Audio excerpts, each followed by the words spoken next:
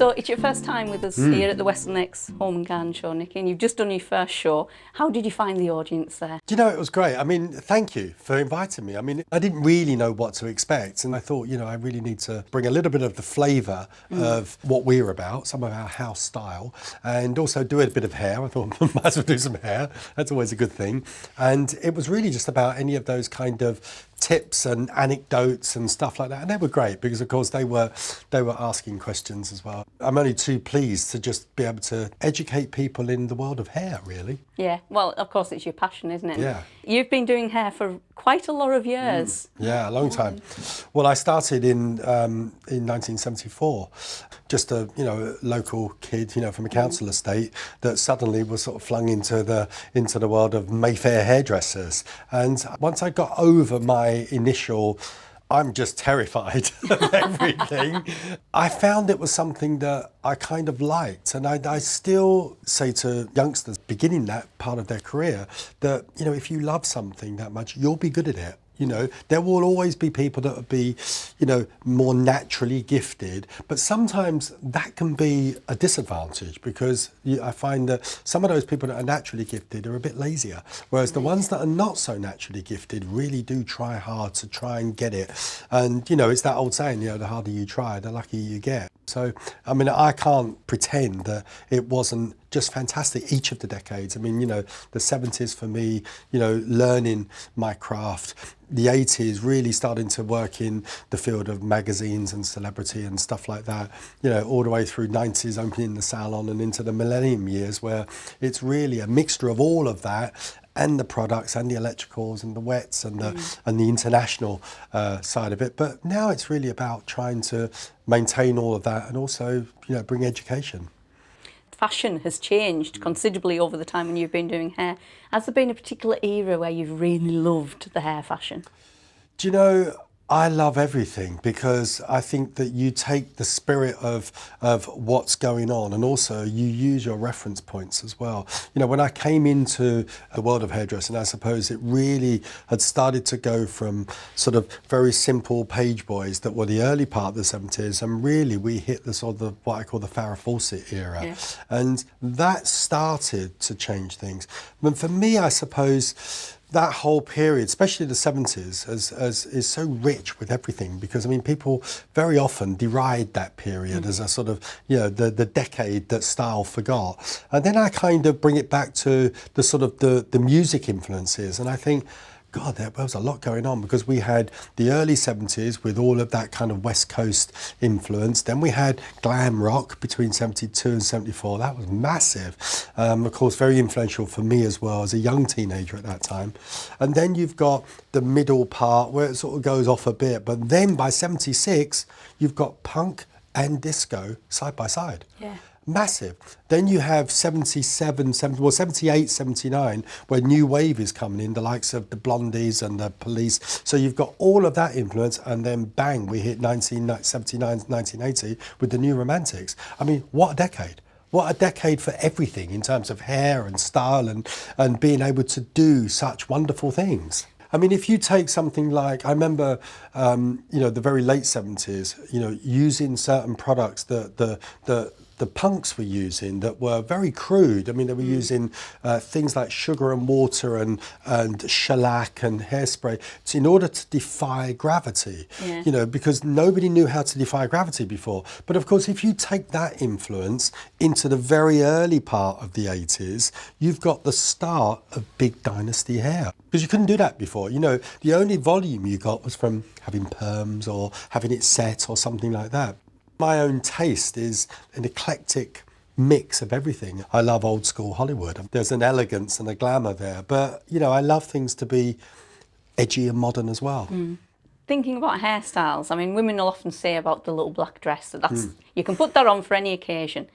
Is there a hairstyle that you could put onto any woman and know that's going to suit her? Is there one hairstyle that's the equivalent of a little black dress? No, but I can probably go near as damn it because the little black dress actually is really out there on its own, whereas no matter what great looks you would have, then it's not always going to suit that person's face, or it's always going to have a dated feel to it. However, there are iconic looks, and those looks that become real icons. I mean, you know, if I go back to the list, there'll be, well, Farrah Fawcett, as we talked about. You'll get Purdy in the 70s. You'll have, in the 80s, you'll have, you know, the likes of the big supermodels, the Cindy Crawfords and whatever, the big hair. In the 90s, of course, we had some of mine. We had Anthea Turner's. You know, you'll get Meg Ryan's. Then we had the Rachel. All of those things that all become those kind of iconic looks. And what actually links them is generally they work on young and old. They also generally are on either lighter or blondes as well. You very rarely get somebody with dark hair becoming iconic. You know, it's those lighter I'm feeling very ones. left out here as a brunette. Well, I could say the same as a redhead, blondish. That doesn't quite answer the question in terms of the little black dress, but there are certain looks that come along and you can kind of identify those on different age groups in certain periods. Now, you mentioned your product range before, of course, and I was thinking about if somebody's on a bit of a limited budget and they can only afford to get one really good product, and whatever else they use is going to be from the cheaper range, what's the one that's going to make the biggest difference? Well, I think, first of all, without trying to dodge the question, I think, you know, there are kind of golden rules about, you know, having great hair and get the right haircut. That's the first thing. You know, the next part is get the right care products. That means, you know, make sure that the shampoo and your conditioner is the right shampoo and conditioner for you and your hair type. You know, make sure that you wash your hair properly. It is amazing how people don't wash their hair properly. You know, they either, I don't know whether they don't do it enough or they don't rinse it properly, but it's never shampooed properly.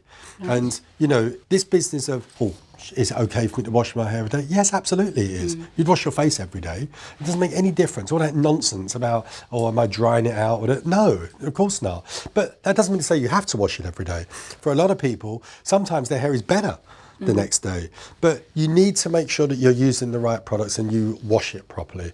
The next part is really to make sure that you're using the right products in terms of the way you dry it. And that can be very, very little. But I keep constantly hearing, I mean, I see people that think they've got frizzy hair and they haven't, using serums and it looks like it's flat, greasy hair. It's like, what are you doing? You know, very often it just needs to be, say for instance, somebody with fine hair, it may well be that you need to use a volumizer or a mousse in the roots to lift it, to get it away from the scalp, because when it's flat to the scalp, you've got very little time, probably hours, before it's starting to go greasy again. Yeah. Do you see what I mean? So there's a number of ways and products to do things. Also using the right tools, whether they be your electricals or whether they be a round brush or a dryer. You know, don't be afraid to use things in a simple way. It's not about spending hours. One of my golden rules is that unless you've got the kind of hair that is, I don't know, very frizzy, curly hair that's thick and you want it dead straight, you know, or you've got very fine hair that you want very curly, something very extreme, the opposites, your hair should take you 15 minutes. That's it. If it's any longer, you're doing something wrong. You're delighting me because that's all mine takes. No, but that's what it should be. When I hear people saying, it takes me an hour to blow dry. Really? Well, I've got better things to do than that. So a lot of it is trying to get the right techniques. Do you find yourself, when you meet people, looking at the hair and thinking, I'd love to do this with that? I get asked that question all the time, and I always used to say, no, of course I don't do that. But the truth is, I can't help but do it. My brain goes into, oh yeah, could be that. So you're not even escaping it now. I know, I had a feeling. I know, and I suppose, but I don't do it in a way that I go, oh my God, what are you doing? And you should do da-da. It's partly the thing of when somebody comes and sits in my chair and I'm talking to them, I suppose after 40 years, there is a way of asking certain questions. And while I'm asking those questions, I'm already and then the questions are really just boxes to tick or untick, you know, about what their aspirations are. So I suppose it's just habit.